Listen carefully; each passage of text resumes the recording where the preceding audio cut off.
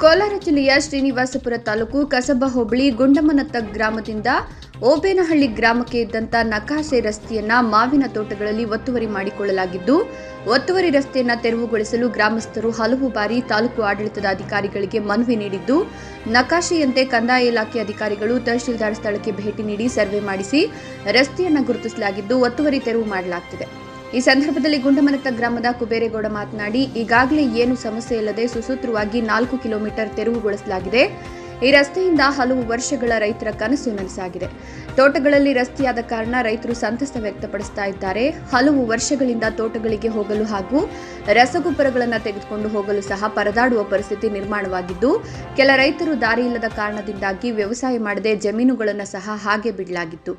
ದೇವಸ್ಥಾನಕ್ಕೂ ಸಹ ದಾರಿ ಇಲ್ಲದೆ ಪರದಾಡ್ತಿದ್ವು. ಈ ರಸ್ತೆಯಿಂದಾಗಿ ಬಹಳಷ್ಟು ಅನುಕೂಲಗಳಾಗಿದೆ. ರಸ್ತೆ ತೆರವು ಮಾಡಲು ಹೆಬ್ಬಟ್ಟ ಗ್ರಾಮದಿಂದ ಗ್ರಾಮ ಪಂಚಾಯಿತಿ ಸದಸ್ಯರಾಗಿ ಆಯ್ಕೆಯಾಗಿರುವ ಅನಂತರವರು ರೈತರನ್ನ ಒಮ್ಮತಕ್ಕೆ ಪಡೆದು ಯಾರು ತೊಂದರೆ ಮಾಡದಂತೆ ರಸ್ತೆ ಕಾಮಗಾರಿ ಮಾಡುತ್ತಿದ್ದಾರೆ ಅಂತ ಸಂತಸ ವ್ಯಕ್ತಪಡಿಸಿದರು.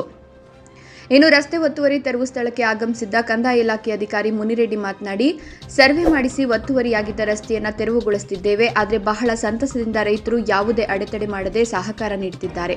ಇದೇ ರೀತಿಯಾಗಿ ತಾಲೂಕಿನ ಅಳುವ ಗ್ರಾಮಗಳಲ್ಲಿ ಈಗಾಗಲೇ ಒತ್ತುವರಿ ಕಾಲುವೆ, ಕೆರೆ ರಸ್ತೆಗಳನ್ನು ತೆರವು ಮಾಡಿದ್ದೇವೆ. ಇದೇ ರೀತಿಯಾಗಿ ಮುಂದಿನ ದಿನಗಳಲ್ಲಿಯೂ ಸಹ ಮಾಡಲಾಗುತ್ತದೆ. ತಾಲೂಕಿನಾದ್ಯಂತ ಸರ್ಕಾರದ ಆದೇಶದಂತೆ ಯಾವುದೇ ಒತ್ತುವರಿಯಾಗಿರುವಂತಹ ರಸ್ತೆಗಳು, ಕಾಲುವೆಗಳು, ಕೆರೆಗಳನ್ನು ತೆರವುಗೊಳಿಸುತ್ತೇವೆ. ಸಾರ್ವಜನಿಕರು ಹಾಗೂ ರೈತರು ಸಹ ಸಹಕಾರ ನೀಡಬೇಕು ಅಂದರು. ಓಬೇನಹಳ್ಳಿ ಗ್ರಾಮದಿಂದ ಗುಂಡಮನತ್ತ ಗ್ರಾಮಕ್ಕೆ ನಕಾಶೆನಲ್ಲಿರುವಂತೆ ಕಾಲುವೆ ಅಥವಾ ದಾರಿಯನ್ನು ನಾವು ಇವತ್ತು JCB ಮೂಲಕ ತೆರವುಗೊಳಿಸ್ತಾ ಇದ್ವಿ. ರೋಡ್ ಆಗಿದೆ, ಎಲ್ಲ ರೈತರಿಗೂ ಅನುಕೂಲ ಆಗಿದೆ. ಎಲ್ಲ ಯಾವುದೇ ರೈತರು ಏನು ತಕರಾರು ಮಾಡ್ತಾ ಇಲ್ಲ, ಕಾಮಾಗಿ ನಡ್ಕೊಂಡು ಹೋಗ್ತಾ ಇದ್ದೀವಿ. ಈ ರೀತಿ ಬೇರೆ ಗ್ರಾಮಗಳಲ್ಲಿಯೂ ಸಹ ಇದ್ದರೆ ಸಾರ್ವಜನಿಕರಿಗೆ ಏನು ಹೇಳಕ್ಕೆ ಬಯಸ್ತೀರಿ ಸರ್? ಈಗಾಗಲೇ ನಾವು ಆಲ್ರೆಡಿ ವಾರನೂ ಒಂದೊಂದು ಮಾಡ್ತಾ ಇದ್ದೀವಿ. ಬೇರೆ ಗ್ರಾಮಗಳಲ್ಲೂ ನಡೀತಾ ಇದೆ. ಆಲ್ವಾಟದಲ್ಲೂ ಮೊನ್ನೆ ಒಂದು ಮಾಡಿದ್ದೀವಿ. ಹೋಬ್ಳಿ ನಮ್ಮ ಕಸಬಾ ಹೋಬ್ಳಿಲಲ್ಲೂ ವಾರಕ್ಕೆ ಒಂದೊಂದು ನಾವು ಈಗಾಗಲೇ ತೆರವು ಮಾಡ್ತಾ ಇದ್ದೀವಿ. ಕಾಲುವೆಗಳು, ರೋಡ್ ಆಗಲಿ, ಕೆರೆದು ಮಾಡ್ತೀವಿ. ಈಗ ಆಲ್ವಾಟ ಕೆರೆ ಮಾಡ್ತಾ ಇದ್ದೀವಿ. ಇದೆಲ್ಲ ಬೇರೆ ಕಡೆ ಎಲ್ಲ ನಡೀತಾ ಇದೆ. ಪ್ರಸ್ತುತ ಕರ್ನಾಟಕ ಸರ್ಕಾರ ಇವತ್ತಿನ ಕೋರ್ಟಿನ ಆದೇಶ, ಸುಪ್ರೀಂ ಕೋರ್ಟ್ ಮತ್ತು ಹೈಕೋರ್ಟಿನ ಹಲವಾರು ರೈತರು ಈಗಾಗಲೇ ಇಂಥ ನಕಾಶೆ ದಾರಿಗಳಿಗೆ ದಾವೆಗಳನ್ನು ನೋಡಿದರು.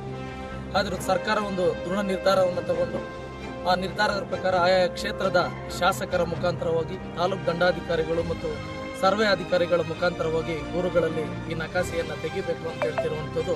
ಮೊದಲಿಗೆ ಆ ಸರ್ಕಾರಕ್ಕೆ ನಮ್ಮ ಗುಣಮಟ್ಟ ಗ್ರಾಮಸ್ಥರು, ಓಬೇನಹಳ್ಳಿ, ಹೆಬ್ಬಟ್ಟ ಇವರೆಲ್ಲರೂ ಕೂಡ ಆ ಸರ್ಕಾರಕ್ಕೆ ನಾವೆಲ್ಲರೂ ಕೂಡ ಚಿರಋಣಿ ಆಗೋದಕ್ಕೆ ಬಯಸ್ತಾ ಇದ್ದೀವಿ. ಅಂದರೆ ಇಲ್ಲಿ ಪ್ರಸ್ತುತ ಈ ನಕಾಶೆ ದಾರಿಗಳು ಮೊದಲು ಬ್ರಿಟಿಷರ ಕಾಲದಲ್ಲಿ ಅಥವಾ ಮಹಾರಾಜರ ಕಾಲದಲ್ಲಿ ಅಂದು ಇವತ್ತಿನ ಸಮಸ್ಯೆಗಳ ಮೂಲಭೂತ ಸೌಕರ್ಯಗಳ ರೈತರ ಪರವಾಗಿ ರಸ್ತೆಗಳನ್ನು ಮಾಡಿಟ್ಟಿದ್ರು. ಆದರೆ ವರ್ಷಕ್ಕೆ ಒಂದ್ಸರಿ ಆಗಿನ ಮಳೆಯ ಆಶ್ರಿತವಾಗಿರುವಂಥ ಬೆಳೆಗಳನ್ನು ಈಗಿನ ಪ್ರದೇಶದಲ್ಲಿ ರಾಗಿ ಮಾತ್ರ ಬೆಳೆಸ್ಕೊಳ್ತಾ ಇದ್ರು. ಆಗ ಎಲ್ಲ ಬೀಡುಗಳಿರ್ತಾ ಇದ್ವು. ಬೇಸಿಗೆಯಲ್ಲಿ ಗೊಬ್ಬರಗಳನ್ನು ಹೊಡ್ಕೊಳ್ತಾ ಇದ್ರು.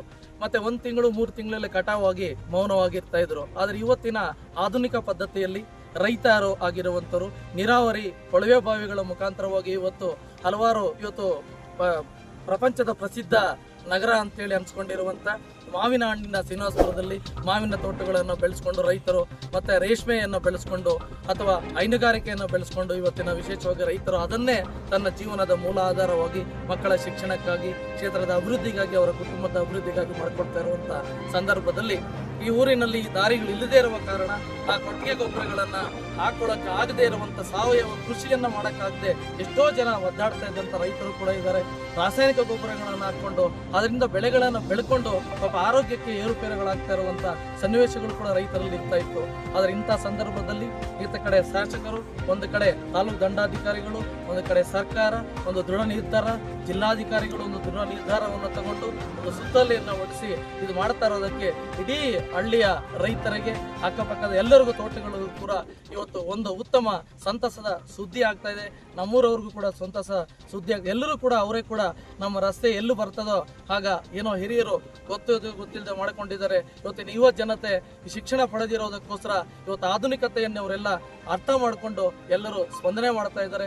ಇದೇ ರೀತಿ ಎಲ್ಲ ನಡೀಲಿ ಅಂತ ಹೇಳ್ತಾ ಮತ್ತೆ ಎಲ್ಲೆಲ್ಲಿ ನಕಾಸೆಗಳು ಎಲ್ಲಿದೆಯೋ ಈ ದಾರಿಗಳನ್ನ ಪ್ರತಿ ಹಳ್ಳಿಗಳು ಕೂಡ ತಗೊಂಡ್ರೆ ಇವತ್ತಿನ ಅವರ ಬೆಲೆ ಆಗಿರ್ಬೋದು ಅಥವಾ ಭೂಮಿ ಮಾರಾಟ ಬೆಲೆ ಆಗಿರ್ಬೋದು ಅಥವಾ ಇವತ್ತಿನ ಆಧುನೀಕರಣದಲ್ಲಿ ಇವತ್ತು ಇಂಡಸ್ಟ್ರಿಯಲ್ಸ್ ಆಗಿ ಪಾಪ ಆ ವಿದ್ಯಾಭ್ಯಾಸ ಅರ್ಧಂಬರ್ಧ ವಿದ್ಯಾಭ್ಯಾಸದಲ್ಲಿ ಅಂತೂ ಕಾರ್ಖಾನೆಗಳು ಹೋಗಿ ಮತ್ತೆ ಬಂದು ಕೃಷಿ ಮಾಡಿಕೊಂಡಾಗ ಅವ್ರಿಗೆ ಮತ್ತೆ ಒಂದು ಕೈಯಲ್ಲಿ ದುಡಿದ್ರೆ ಸಾಕಾಗೋದಿಲ್ಲ, ಕೃಷಿಗೂ ಕೂಡ ಅನುಕೂಲ ಆಗ್ತಾ ಇದೆ. ನೇರವಾಗಿ ರಸ್ತೆಯ ಮುಖಾಂತರ ತೋಟಗಳಿಗೆ ಹೋಗಿ ಅವರ ಶಿಕ್ಷಣ, ಅವರ ಮಕ್ಕಳ, ಅವರ ಕುಟುಂಬವನ್ನ ಅಭಿವೃದ್ಧಿ ಮಾಡ್ಕೊಳ್ಳೋದು ಕೂಡ ಒಳ್ಳೇದಾಗ್ತಾ ಇದೆ ಅಂತ ಹೇಳಕ್ಕೆ ಬಯಸ್ತಾ ಇದ್ದೀನಿ. ಇದೇ ರೀತಿ ಗ್ರಾಮದಲ್ಲಿರುವಂತ ಎಲ್ಲ ನಕಾಸೆಗಳ ಏನೇನಿದೆಯೋ ಎಲ್ಲ ಇದೇ ರೀತಿ ಸರ್ಕಾರ ಮುಂದಾಳತ್ವವನ್ನು ತಗೊಂಡು ಆ ಸುತ್ತೋಲೆ DCN ಸುತ್ತೋಲೆ ಮಾಡಿದ್ದಾರೆ.